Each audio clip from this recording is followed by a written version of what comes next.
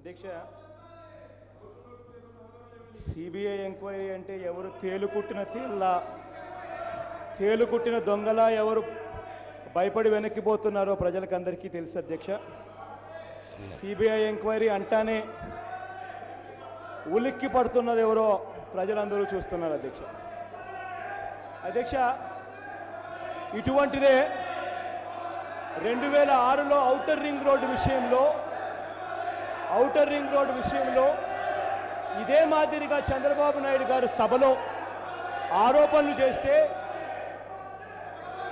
ఆ దివంగత నేత ప్రీతమ నాయకుడు వైఎస్ రాజశేఖర రెడ్డి గారు ముఖ్యమంత్రిగా ఉన్నప్పుడు ఆ దివంగత నేత ప్రీతమ నాయకుడు వైఎస్ రాజశేఖర రెడ్డి గారు వెంటనే సిబిఐ ఎంక్వైరీకి ఆర్డర్ చేశాడు అధ్యక్ష. ఒకసారి గతంలోకి వెళ్ళండి. ఇదే రకమైన ఆరోపణ ఔటర్ రింగ్ రోడ్ విషయంలో ఆ రోజు 2006లో ఆ దివంగత నేత ప్రీతమ నాయకుడు డాక్టర్ వైఎస్ రాజశేఖర రెడ్డి గారి మీద ఆరోపణలు చేసినప్పుడు సిబిఐ ఎంక్వైరీకి ముఖ్యమంత్రి స్థానంలో ఉండి ఆ దివంగత నేత ప్రీతమ నాయకుడు రాజశేఖర రెడ్డి గారు సిబిఐ ఎంక్వైరీకి ఆర్డర్ చేశాడు. ఎందుకంటే ఆయనలో నిజాయితీ ఉండేది కాబట్టి ఆర్డర్ చేశాడు. ఇక్కడ ఏం జరుగుతూ ఉంది అంటే ఓత్ ఆఫ్ సీక్రసీ ప్రమాణ స్వీకారం చేసేటప్పుడు ఓత్ ఆఫ్ సీక్రసీ తీసుకుంటారు. ఆ ఓత్ ఆఫ్ సీక్రసీని చంద్రబాబు నాయుడు గారు బ్రీచ్ చేశారు. అలాంటి చోట క్యాపిటల్ వస్తుందని తెలిసి అన్యాయం చేశాడు.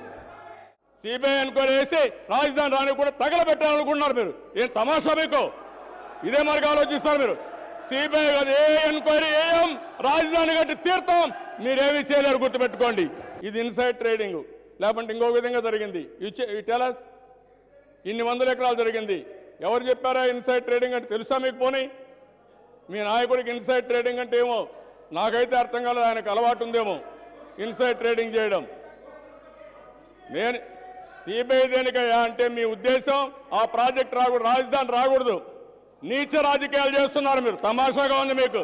సిబిఐ ఇన్సైడర్ ట్రేడింగ్ అంటే కూడా ఏమిటో తెలియదు. కనీసం ఆ పదం కూడా దాన్ని ఇన్సైడ్ ట్రేడింగ్ కాదు సార్, ఇన్సైడర్ ట్రేడింగ్ అంటారు దాన్ని. కనీసం ఆ భాష అన్నా నేర్చుకోండి, దాని మీనింగ్ అన్నా తెలుసుకోండి. అధ్యక్ష, అక్కడ సమస్య ఏంటంటే